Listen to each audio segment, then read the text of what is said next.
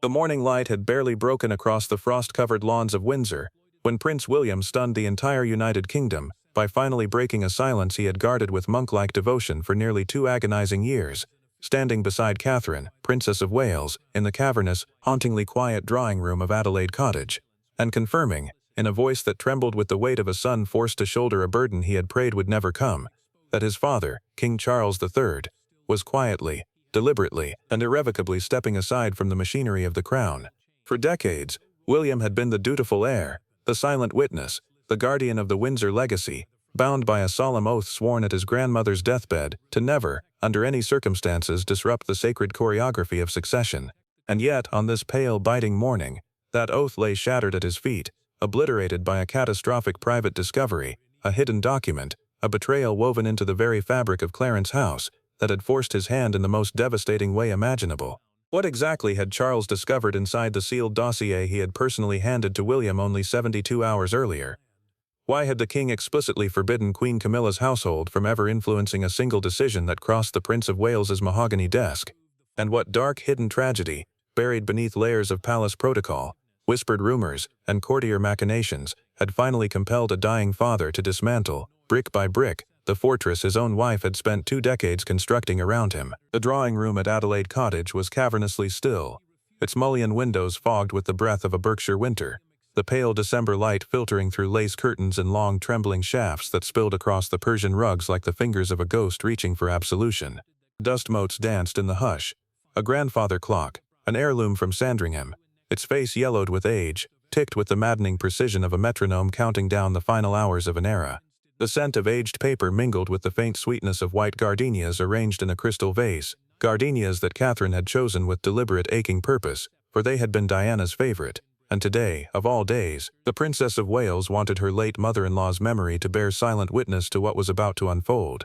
On the mahogany desk, beneath a shaft of pale gold light, lay a single cream-colored envelope, its edges softened by decades of handling, sealed with a crimson wax stamp bearing not the royal cipher of the reigning monarch, but the private crest of Charles Philip Arthur George, a personal seal used only for matters of the gravest, most intimate consequence. Beside it, a slim, tarnished brass key rested on a folded square of black velvet, its teeth catching the light in a way that made Catherine's breath hitch every time her eyes drifted toward it. William's hand trembled as he lifted the envelope. Catherine, standing at his shoulder in a charcoal wool dress that seemed to absorb the very light of the room, reached out and steadied his wrist with the quiet, unwavering strength that had become her most defining trait. For 21 years, William had been trained by the institution, by the firm, by the palace machinery, by the ruthless apparatus of the crown, to swallow every private grief, to smile through every calculated cruelty, to protect the mystique of the monarchy with an iron composure that had cost him more than any camera would ever capture. But today, that iron had cracked. His voice, when it finally came, was growly, weighted, and low. The voice of a man who had wept in private for 3 consecutive nights before daring to speak these words aloud. For 76 years, he said, his eyes lifting toward the encrypted broadcast feed that his private secretary had established with a single trusted producer at the BBC. The world has spoken for my father. Today I am speaking for him, and I am speaking for my mother, whose name has been weaponized against this family for far too long. Behind him, out of frame, the palace's head of communications, a woman named Alistair Cavendish, whose loyalty to William had been forged in the fire of countless midnight crises, stood with her clipboard pressed against her chest, her knuckles white, a bead of sweat sliding down her temple despite the cold. She had been the one to receive the frantic, encrypted call from Clarence House at 3 in the morning, the call warning that Camilla's household had attempted, twice in the past 48 hours, to intercept the broadcast, to have the signal cut, to have the satellite uplink diverted through a subsidiary channel controlled by a courtier whose name had appeared, again and again, in the very document William now held in his hand. Alistair had defied them. She had rerouted the feed through a private BBC relay in Salford, encrypted it with a cryptographic signature verified by 2 former MI6 technicians, and told her husband, before she left for Windsor at dawn, that if she did not return by nightfall, he was to open the safe in their bedroom and deliver its contents to a specific journalist at the Times. She was terrified. She had every reason to be. 20 million people were watching live. Across pubs in Edinburgh, pint glasses froze mid-air. In terraced houses in Cardiff, mothers hushed their children and turned up the volume on kitchen televisions. In the Cotswolds, in Cornwall, in the icy fishing villages of the Outer Hebrides, millions of screens flickered simultaneously, and the nation, the entire, breath-held nation leaned forward as one. William's thumb brushed the crimson wax, and in that single suspended moment, the past came rushing back to him with the force of a tidal wave. It was August of 1996. He was 14 years old, standing at the edge of the private garden at Highgrove, the scent of Charles's beloved delphiniums heavy in the summer air, and his mother, his radiant, wounded, prophetic mother, was kneeling in the grass beside him, her hands trembling as she gripped his shoulders. "Darling," Diana had whispered, her voice cracked with something he had not then understood to be foreknowledge. "If anything ever happens to me, you must never, never let them speak for me. They will try. They will invent quotes. They will produce letters. They will parade witnesses. But you will know the truth because I have hidden it where only a mother would think to look. And when the time comes, and darling, it will come, you will find it, and you will read it, and you will decide whether the world is strong enough to hear it." He had laughed awkwardly, because he was 14 and did not want to think about a world without her. She had not laughed.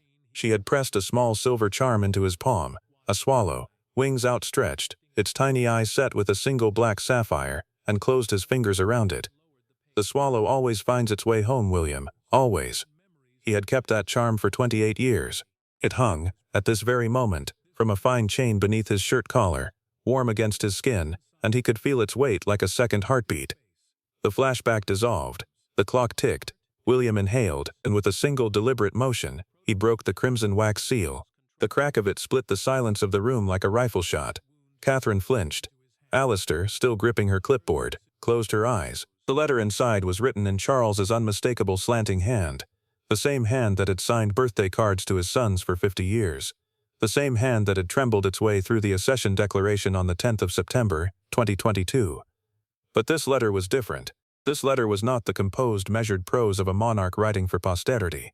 This letter was the raw, unedited confession of a father who had at long last understood what had been done to him, to his sons, and to the memory of the woman he had loved and lost and failed, and who was now, with the last strength remaining in his cancer-ravaged body, attempting, at 76 years old, to set it right. "My dearest William," the letter began, and William read it aloud in a voice that grew stronger with every syllable, though tears now rolled freely down Catherine's cheeks. "By the time you read this, I will have already transferred to you the full operational authority of the Prince of Wales's household, the Duchy of Cornwall, and the majority of the constitutional responsibilities that were, until this morning, mine alone to bear. This is not a temporary measure. This is not a convalescence. This is a permanent and irrevocable stepping aside, undertaken with the full knowledge and consent of the Privy Council, the Archbishop of Canterbury, and the Prime Minister, and it will be announced through official channels within 72 hours of your reading these words." The room seemed to tilt. Somewhere in the distance a phone began to ring, a shrill, insistent, antique tone that echoed down the corridor from the study. Alistair moved to silence it. William raised a hand. "Let it ring," he said quietly. "They already know." The letter continued, and what it revealed next would, within hours, reshape the constitutional landscape of the United Kingdom in ways that no monarch since Edward VIII had dared to contemplate. "There is a document," Charles had written, "which I have kept locked in the false bottom drawer of my grandfather's escritoire at Highgrove for the past 19 months. It is a memorandum, drafted in April of last year by a senior member of the Queen Consort's household, a man whose name I will not commit to paper, but whose role you will recognize immediately when you meet him, for you have met him many times, and he has smiled at you across dinner tables at Clarence House, and he has poured you wine, and he has assured me, again and again, that his only concern was the well-being of my wife. The memorandum outlines, in 12 pages of precise, ruthless prose, a strategy for the preservation and extension of Queen Camilla's household authority in the event of my death or incapacitation. It names specific courtiers to be installed in your household. It identifies specific advisors to be removed. It proposes the retention of Camilla's residency at Clarence House, the continued allocation of Highgrove as her private country seat, and, most devastatingly, my son. It proposes the establishment of a Queen Dowager's Council, chaired by this same man, which would possess, through a series of legal instruments to be signed by me during a period of diminished capacity, an effective veto over decisions made by the Prince of Wales's household during the transitional years of your reign." William's voice cracked. Catherine's hand tightened on his wrist. "I discovered this document by accident," the letter went on, "on the 14th of October, when I was searching for a photograph of your mother that I had promised to show Prince George. The document was not meant for my eyes. It was meant to be executed, in stages, over the coming 18 months, during a period of medical treatment when my capacity to resist would be at its lowest. And, my son, I want you to understand this with absolute clarity. I do not believe that Camilla knew. I do not believe that she authorized this. I have loved her for 50 years, and I know the shape of her ambitions, and this cold, calculated, institutional coup, is not her hand. This is the hand of the men in gray. This is the hand of the same apparatus that hounded your mother into the tunnel at the Pont de l'Alma. This is the hand of the machinery that has for 3 generations believed itself to be the true sovereign of this realm, the men in gray. William had heard those words before. He had heard them, in fact, from his uncle Charles Spencer, at his mother's funeral, when the 9th Earl had risen in Westminster Abbey and delivered the eulogy that had scandalized a nation. And he had heard them again, whispered by his grandmother in the last weeks of her life, when she had gripped his hand at Balmoral and warned him that the greatest threat to the crown had never been the tabloids, nor the Republicans, nor the scandals, but the invisible architects who moved through the corridors of the palace in charcoal suits and polished Oxford shoes, carrying clipboards and encrypted phones, believing themselves to be the guardians of a tradition that they, in truth, had already corrupted beyond recognition. The phone rang again. This time William nodded, and Alistair lifted the receiver. "Your Royal Highness," she said, her voice barely audible. "It is your brother. He is calling from Montecito. He says he has just seen the broadcast." William closed his eyes. He took the receiver. "Harry." The voice on the other end was not the voice of the Duke of Sussex. It was not the voice of a 39-year-old husband and father, who had built a life 8,000 kilometers from the palace that had wounded him. It was the voice of a 15-year-old boy, who had walked behind his mother's coffin down the long walk at Windsor, and who had in that terrible September of 1997 sworn a private oath to a brother he adored that he would never ever stop believing in him. "Willie," Harry choked out, and the single syllable was fractured with a sob that seemed to come from a place so deep that neither of them had ever dared to name it. "Willie, is it true? Is it him? Is it the same man?" "It is," William whispered. "It is the same man." There was a long shattering silence. And then Harry, his voice stripped of every ounce of the sovereign authority he had inherited and renounced, said only, "I'm coming home." The line went dead. Catherine, who had been standing with her hand pressed to her mouth, sank slowly into the leather armchair beside the desk. Alistair, ashen-faced, whispered that a private jet had been logged departing Santa Barbara Municipal Airport approximately 17 minutes earlier, filed under a diplomatic flight plan cleared through the Foreign Office. Harry had not called to ask permission. He had called to announce that he was already in the air. William turned back to the letter. "There is more," Charles had written, "and this is the part, my son, that will demand from you a strength I am not certain any father has the right to ask of his child. The memorandum I discovered was not the first. It was the 11th. And when I traced the chain of drafts backward through the archival records of Clarence House, with the assistance of a loyal archivist whose name I have entrusted to Alistair Cavendish, I found that the earliest draft, in a slightly different form, was composed in June of 1997, 2 months before your mother's death. My son, I do not know what to make of this. I have not been able to sleep since I found it. I have not been able to look Camilla in the eye, though I remain persuaded that she knew nothing of it then and knows nothing of the current strategy now. But I know this. The same hand that authored the memorandum of April last year authored the memorandum of June 1997, and the man who authored both is still operating, at this very moment, inside the walls of Clarence House. The room fell into a silence so complete that William could hear the blood pounding in his own ears. It was February of 2003. He was 20 years old, home from St. Andrews for the reading week, standing in the corridor outside his father's study at Highgrove, and he had overheard a voice, a smooth, cultivated, aristocratic voice, the voice of a man who spoke as though every syllable were a chess piece being placed with mathematical precision, assuring his father that the difficulties of 1997, sir, were regrettable, but they have proven in retrospect to have been strategically necessary for the stabilization of the succession. William had not understood the words then. He had been 20, and grieving, and drunk on the sudden freedom of university life, and he had walked on without pausing, but he had never forgotten the voice. And now, standing in the drawing-room of Adelaide Cottage, with his father's letter trembling in his hand, he understood, with the sickening clarity of a man who has finally solved a puzzle he had not known he was assembling, exactly whose voice it had been. He would not commit the name to paper. His father had not committed it to paper. But he would, before this day was out, commit it to something far more permanent. Catherine rose from the armchair. She crossed the room to the mahogany sideboard, opened a small silver box that had belonged to Diana, a box William had given her on their 10th anniversary, and withdrew a slim, tarnished cassette tape, its label handwritten in blue ink that had faded to the color of old bruises. She placed it on the desk beside the envelope, and she said, in a voice that was quiet but did not waver, "It is time, William. She wanted you to hear it. She waited 27 years. The tape was a recording. Diana had made it in the summer of 1996, in the private sitting room of her apartment at Kensington Palace, and she had entrusted it, sealed in a lead-lined case, wrapped in a silk scarf embroidered with swallows, to a woman whose loyalty she had tested and never once found wanting. That woman had held the tape for 27 years. She had delivered it to Catherine, quietly, at a charity luncheon in Chelsea, 3 months earlier.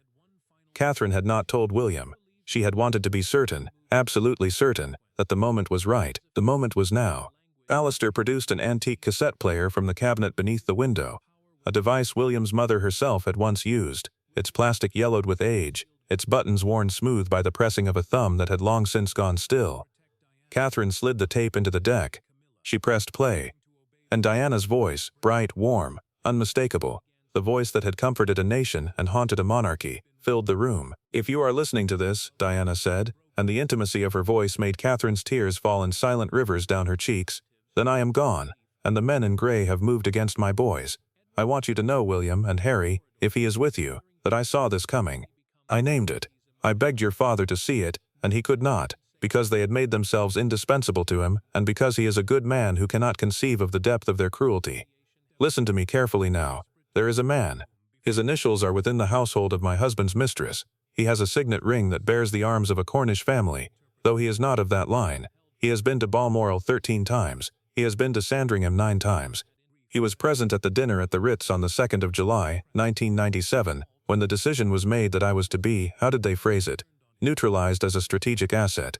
I have the transcript, I have the recording, and I have hidden them in the place where you and I planted the swallows, William. You will remember. When you remember, you will know what to do." The tape hissed. Diana's voice softened. "My darling boys, my whole heart, do not let them win. Do not let them speak for me. And do not let them speak for you." The recording ended. William did not move. He did not breathe. And then, with a slowness that seemed to belong to a different dimension of time, he reached beneath his collar and drew out the silver swallow charm, its wings catching the pale winter light, its single black sapphire glinting like a witness that had waited a lifetime to testify. He knew where the recordings were hidden. He had known, in truth, since he was 14 years old, though he had not understood what he knew.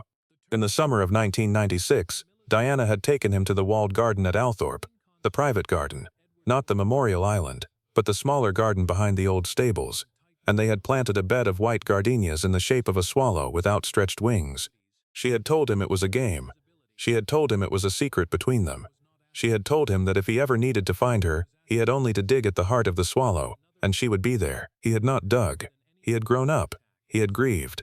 He had ruled, in all but name, for the past 18 months of his father's decline. And the garden had waited. He turned to Alistair. "Send a team to Althorpe. Discreetly. Tonight. My uncle will authorize it. Tell him the swallow is coming home." Alistair nodded and disappeared into the corridor. Catherine crossed the room and stood before her husband. She placed both of her hands on his chest, over the place where the swallow charm still hung, and she looked up at him with eyes that held every wound and every promise and every quiet, indomitable strength of the 15 years they had walked this road together. "William," she said softly, "the country will not forgive her. If this comes out, if the tape is authenticated, if the memoranda are released, if the man is named, she will lose everything, every title, every residence, every ounce of the standing she has spent 20 years building." William looked down at her. His eyes were red-rimmed, but his voice, when it came, was steady. "She is not the target, Catherine. She never was. The target is the man who used her name as a shield. The target is the apparatus that made a widow of my father and orphans of his sons. And if she is diminished, if she is reduced, it will not be by me. It will be by the truth." Catherine nodded, and she stepped aside. William turned back to the broadcast camera. The red light was still on. 20 million people. No, 30 million.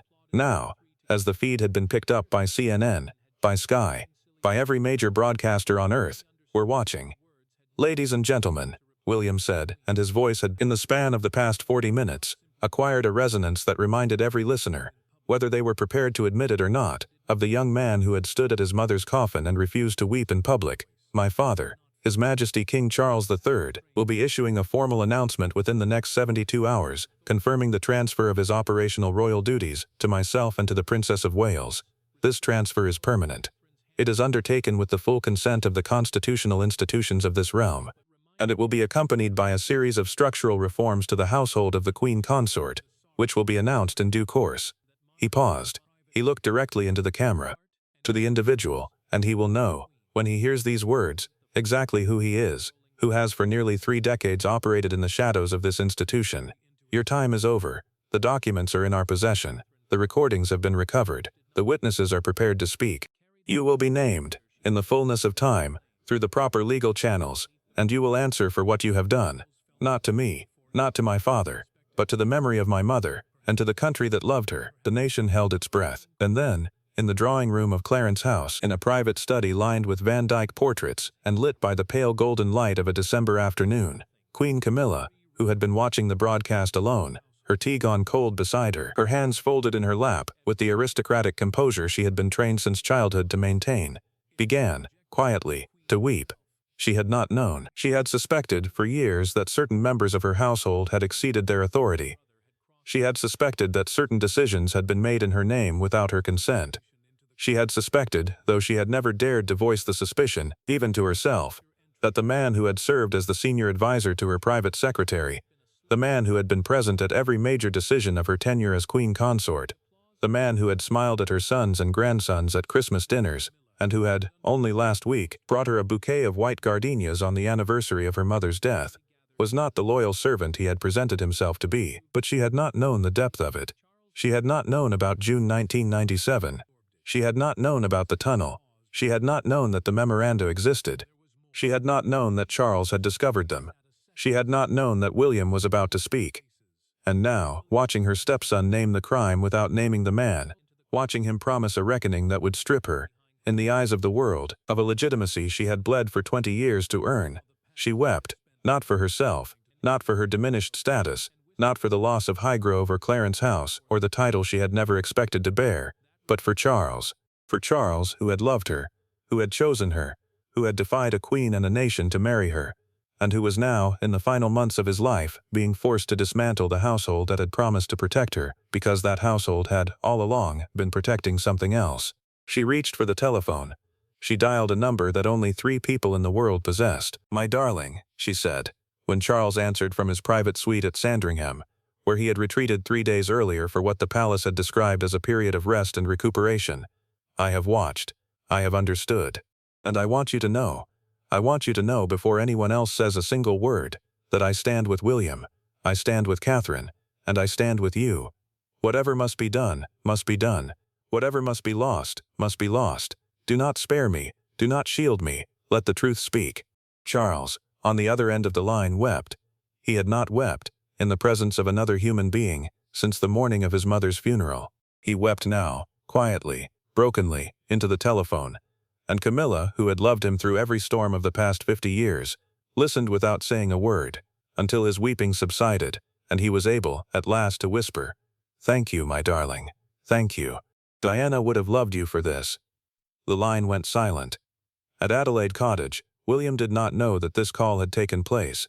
He would learn of it, days later, when Camilla herself would request a private meeting with him and Catherine, and would ask, with a dignity that would move Catherine to tears, that she be permitted to make her own public statement, in her own words, without palace intervention.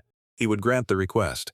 She would speak on the following Sunday, from the small chapel at Ray Mill House, and her words, plain, unadorned, devastating in their honesty, would earn her, from the very newspapers that had spent 40 years excoriating her, a grudging respect that would prove, in the years to come, to be the most enduring legacy of her queen consortship. But that was still ahead. For now, William turned from the camera. He walked to the window. He looked out across the frost-covered lawn, where a single blackbird, not a swallow, for it was the wrong season, was pecking at the frozen earth beneath a bare oak. And he thought of his mother. The garden at Althorpe was already being searched. By 10 o'clock that evening, under the discreet supervision of the 9th Earl Spencer, a small team of forensic archivists, vetted by MI6, sworn to a confidentiality that carried the weight of the Official Secrets Act, had located, 3 feet beneath the heart of the Gardania swallow, a lead-lined casket approximately the size of a shoebox. Inside the casket, wrapped in oilcloth and sealed with wax that bore the private crest of Diana, Princess of Wales, were 7 cassette tapes, a bound sheaf of handwritten notes, 3 photographs, and a single sealed envelope addressed, in Diana's unmistakable hand, "To my sons when the truth is ready." Charles Spencer, who had waited 27 years for this moment, wept as he lifted the casket from the earth. He did not open it. He had sworn, in September of 1997, that he would never be the one to open it.